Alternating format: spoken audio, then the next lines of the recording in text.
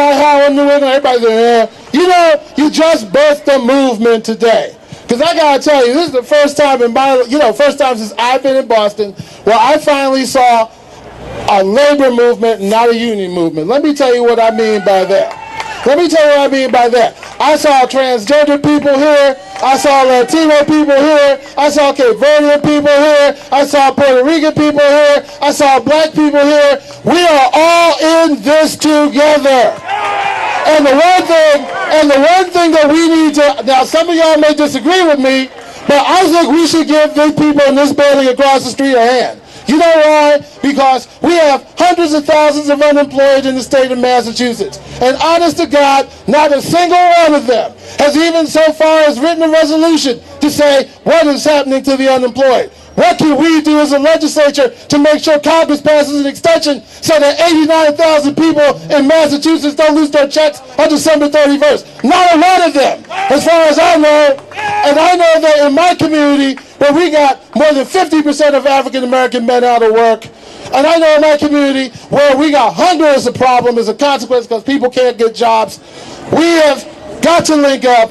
This movement is about becoming, as my dear friend Chuck Turner says, finally a labor movement.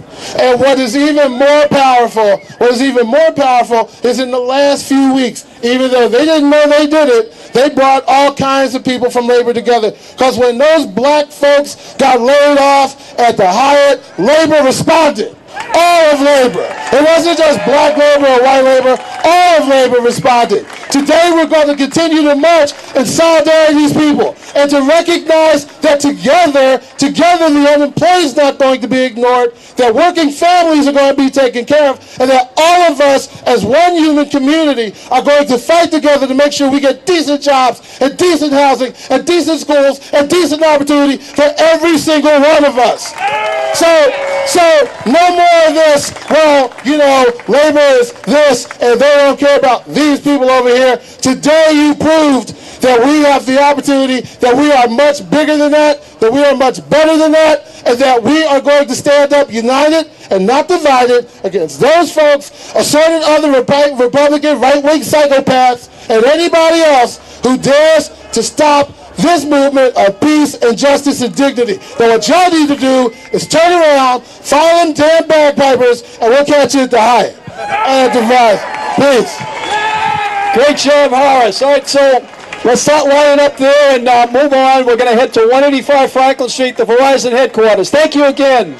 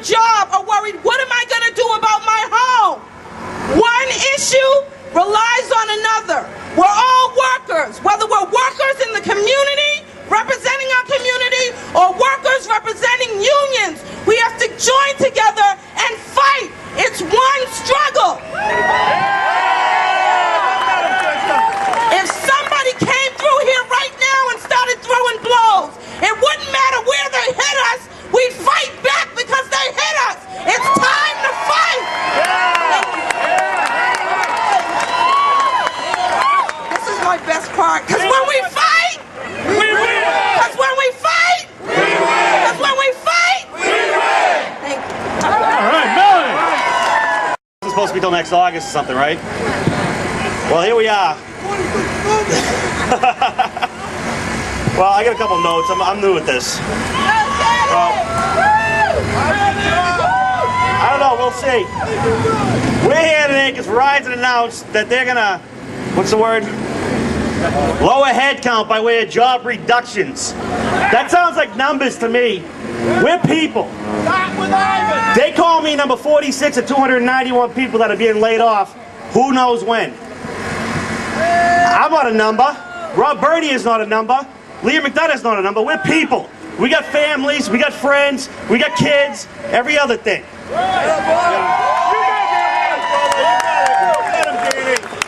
These executives continue to collect their bonuses. The stockholders are continuing to get their payouts from dividends, but I'm getting sent home with my friends. This is ridiculous. It's now more important than ever that we stand up to these greedy pigs and tell them the days of walking over the people who drive this great nation are over, and they're never coming back. It's over. We're the ones who build the roads and the bridges and the cars they drive into their ivory towers and sit up in their offices. We're the ones who go out and risk our lives in ice storms to bring back service to their customers. We're the ones who build their company's profits so they can live a life of luxury. They're saying it's not enough. Do they even know what enough is? How many houses do they need? How many cars? Enough's enough. Excuse me. And I say this now. Do our part.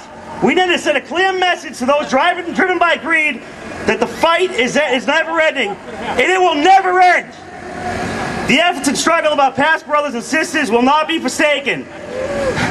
Get involved, get educated, be prepared. Our leaders of today are not that of tomorrow, and the time to start acting like it is now. Call your union hall, call the AFL-CIO. Tell them you want to get involved. Ask what you need to do to get started. And I'm going to end this with a quote from Edmund Burke. All that is necessary for the triumph of evil is that good men do nothing. We will not stand here any longer and be pushed around.